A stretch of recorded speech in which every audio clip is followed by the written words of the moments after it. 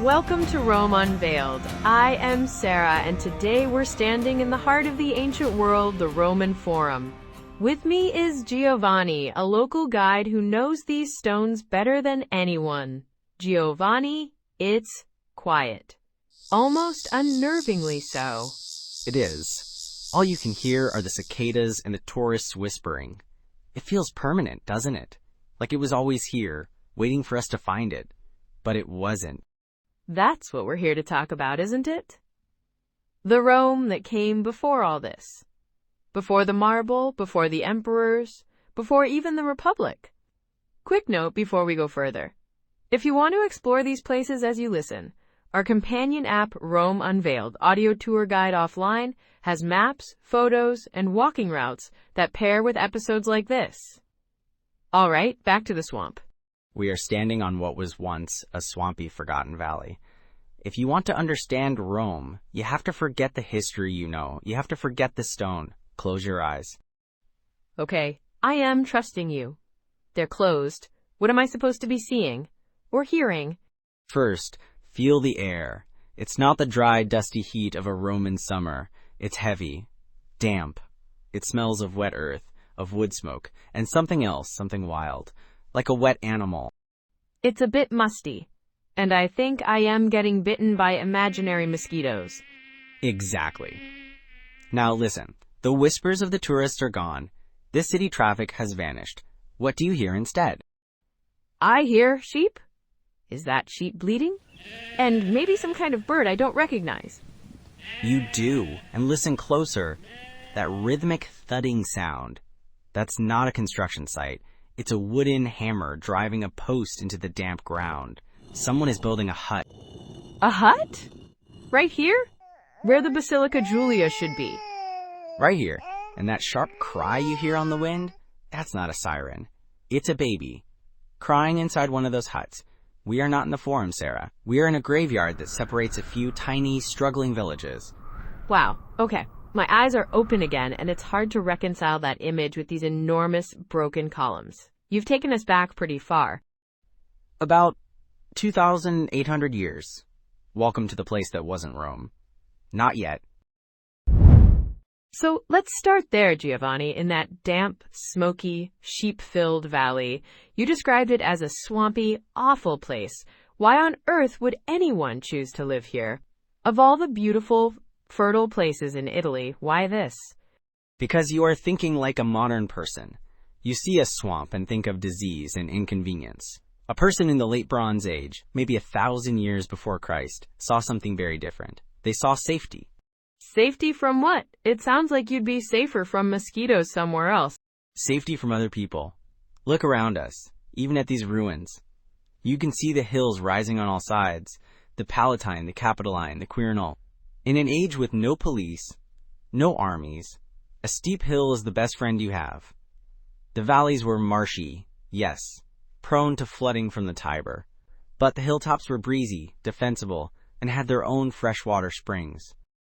So they lived on the hills and just ignored the bog in the middle? They used it. The bog was a kind of moat.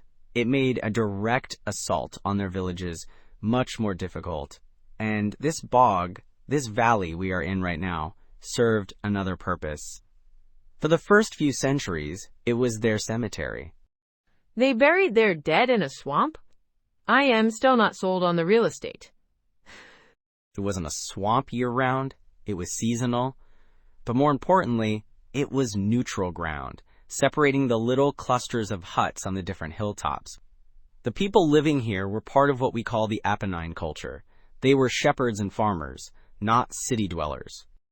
And what do we know about them? What kind of traces did these proto-Romans leave behind? Very little. Post holes in the dirt where their huts stood, scraps of simple, handmade pottery, and their dead. They cremated their dead and placed the ashes in small clay urns shaped exactly like their huts. Hut urns? I've seen pictures of those. They're incredible. It's like a little clay dollhouse for the afterlife. It is the most personal message they left us. It says, this is who we were. We lived in homes like this, round or oval huts made of wattle and daub, that is, a frame of woven branches packed with mud and straw, and a thatched roof. When you find one of these urns, you are holding a perfect model of a home from 3,000 years ago.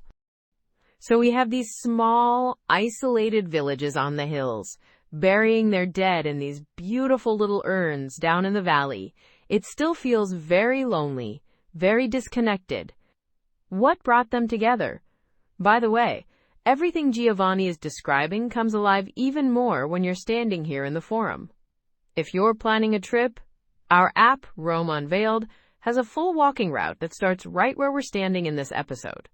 It works offline, and it follows the exact archaeological layers we're talking about today, from the hut urns to the Cloaca Maxima. Okay, Giovanni, a god and a salt road. Tell us more. 2 things. One was a god, and the other was a road. The god lived in the river, and the road was made of salt. A god in the river and a salt road. Now it's getting interesting. The Tiber was a difficult river, too shallow for big sea-going ships, but too fast and prone to flooding to be friendly. But right here, there was a natural crossing point, a small island, Tiber Island, that broke the current and made a ford possible. This ford was the only good place to cross the river for many miles in either direction. So it was a natural choke point, a crossroads. Exactly. And a very important ancient road, the Via Salaria, or the Salt Route, ran from the salt flats at the mouth of the Tiber inland to the Sabine Hills. Salt, for preserving food, was the oil of the ancient world. It was wealth. Controlling the river crossing where that road met the water, that was strategic. So the people on these hills were essentially gatekeepers for a major trade route. They were. They were perfectly positioned to watch, to tax, to trade. They lived in a place that was difficult, yes, full of malaria and floods, but it was also a place of opportunity. They chose the difficult place because it was the profitable place, the important place. That is a very Roman decision when you think about it. Choosing the difficult but profitable option. I can see that. So they weren't just isolated shepherds. They were entrepreneurs sitting on a primitive highway. In a way. They were still shepherds, living in tiny villages. But they had a view. They could see the world passing by on that salt road. And eventually, they decided they wanted a bigger piece of it. It's a powerful image, Giovanni. These little hilltop villages overlooking this crucial river crossing. But a collection of villages isn't a city. What was the spark? What was the moment everything changed? The moment they stopped burying their dead between the hills. For centuries, as we said, this valley, the future forum, was a cemetery. We have found the graves, simple pits in the ground with those hut urns inside. But then, around 775 before Christ, it stops. They just stopped? All at once? All at once. The graves cease. And at the exact same time, archaeologically speaking, the first signs of huts appear on the slopes, directly overlooking the valley. The evidence is clear. They made a collective decision to move the dead out and turn this space into something new. They cleared the cemetery to make a town square. The first communal space. It wasn't paved yet. It was still just a patch of muddy ground. But it was no longer a place for the dead. It was a place for the living. A place to meet, to trade, to make decisions. This is the first act of urban planning in Roman history. It's the moment the scattered villages on the hilltops started to think of themselves as one community. How do we know the date so precisely? 775 before Christ sounds very specific for a time with no writing. Pottery. Specifically, imported Greek pottery. In the last graves in that cemetery, and in the earliest huts on the Palatine, we start to find fragments of cups and bowls from Euboea and Corinth. These are datable objects. They tell us that these proto-Romans were not isolated at all. They were plugged into the great trade networks of the Mediterranean. So Greek traders were sailing up the Tiber to this muddy little settlement? Perhaps not directly, but their goods were. The 8th century before Christ was a time of great expansion. The Phoenicians were trading all over the Western Mediterranean, and the Greeks were establishing colonies in southern Italy and Sicily. These little villages on the Tiber were on the very edge of that vibrant, interconnected world. And they were buying their pottery.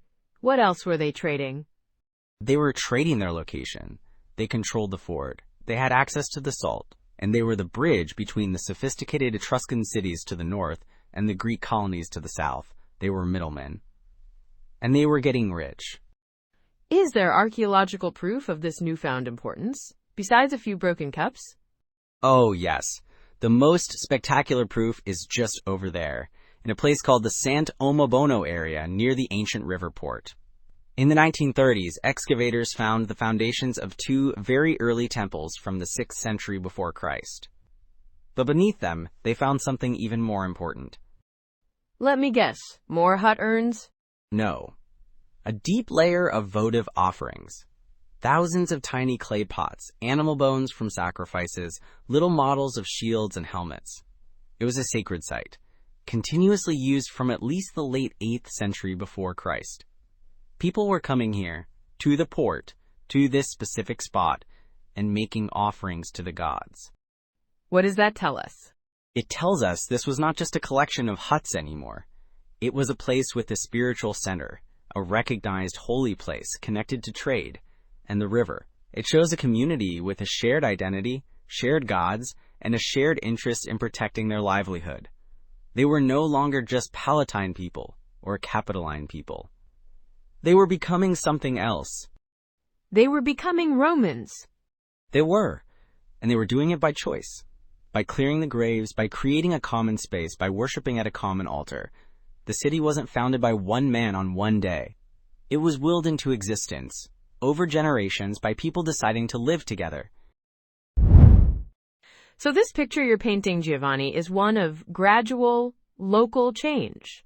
People who were already here, deciding to form a city. But for a long time, the story was different, wasn't it? The idea was that more advanced people, maybe the Etruscans, came in and took over. An invasion. That was the old theory, yes. It was an easy way to explain the sudden leap forward in the 7th and 6th centuries. The arrival of writing, monumental architecture, sophisticated art. It was easier to imagine it was imported by a conquering elite. But that's not what the science says now? No. The science, specifically the study of ancient DNA, tells a very different story.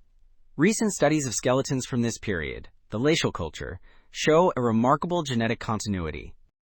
What does that mean, continuity?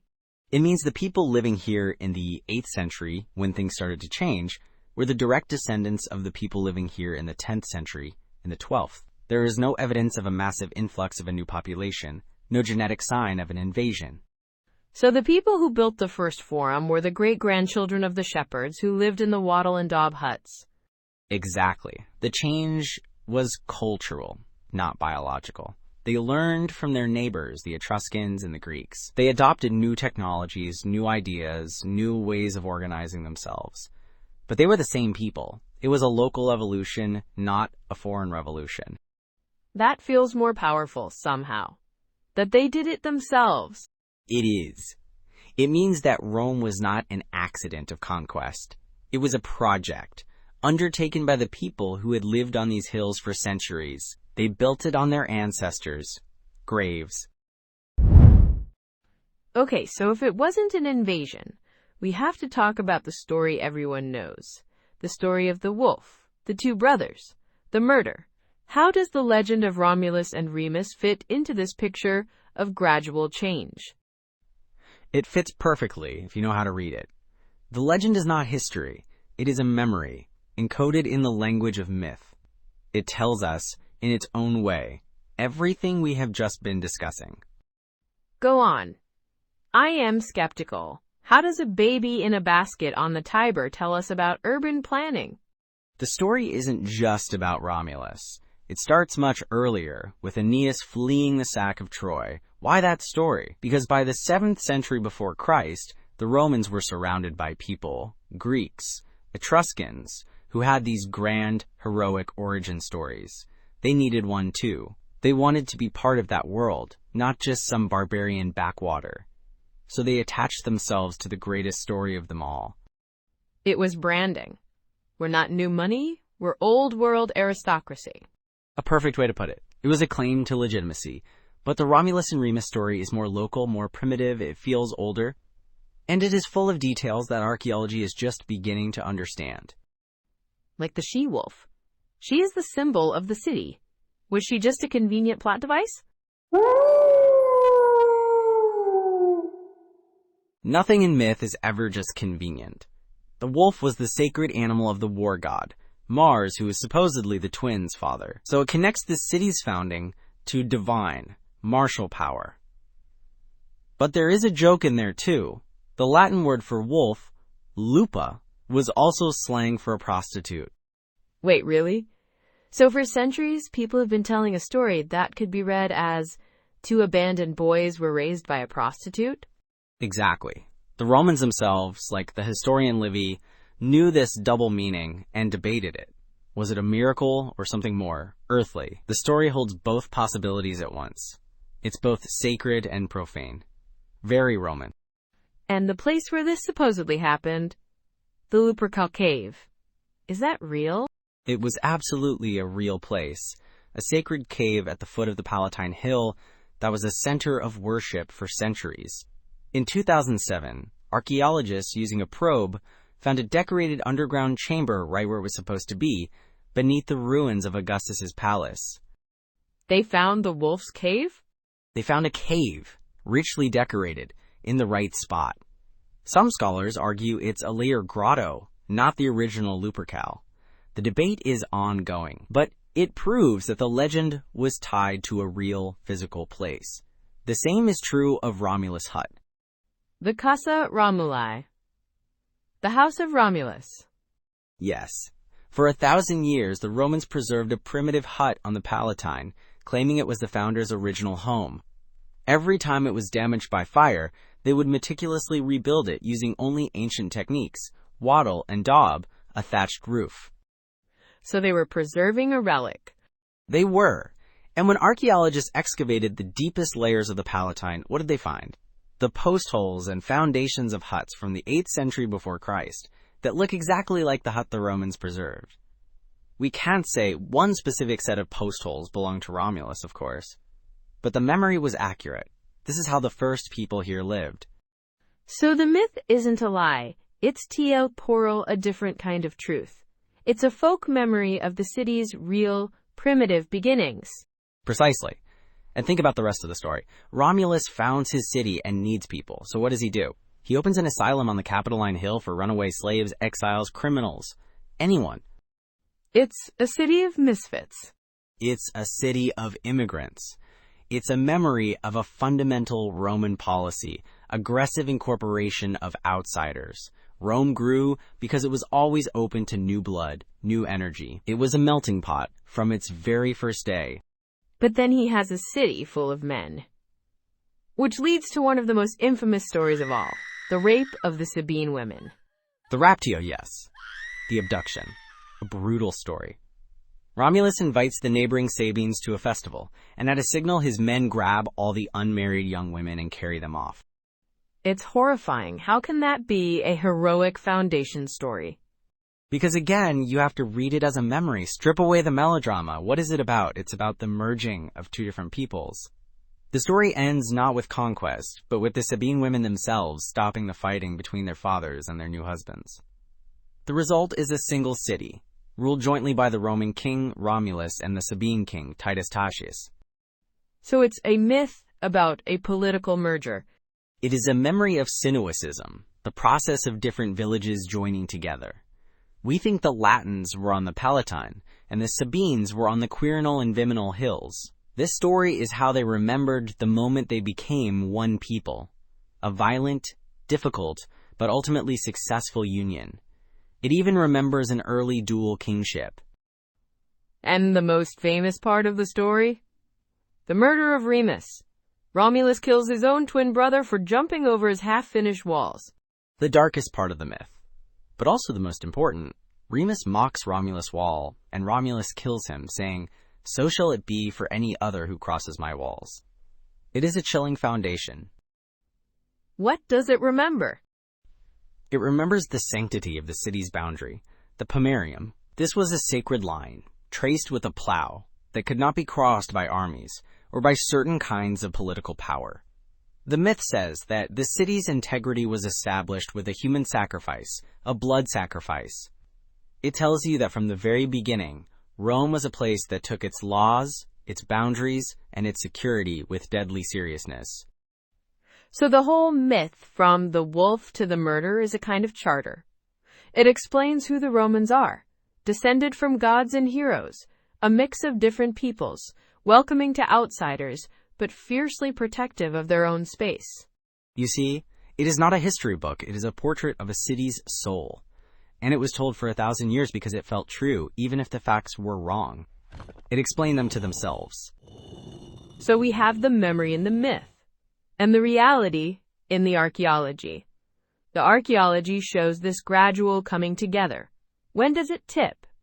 When does it stop being a collection of villages with a common meeting place and start looking like a real city?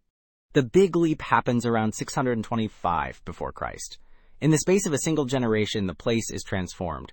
It is a genuine revolution. What changes? What would I see if I was standing here in, say, 600 before Christ? First, you wouldn't be standing in mud.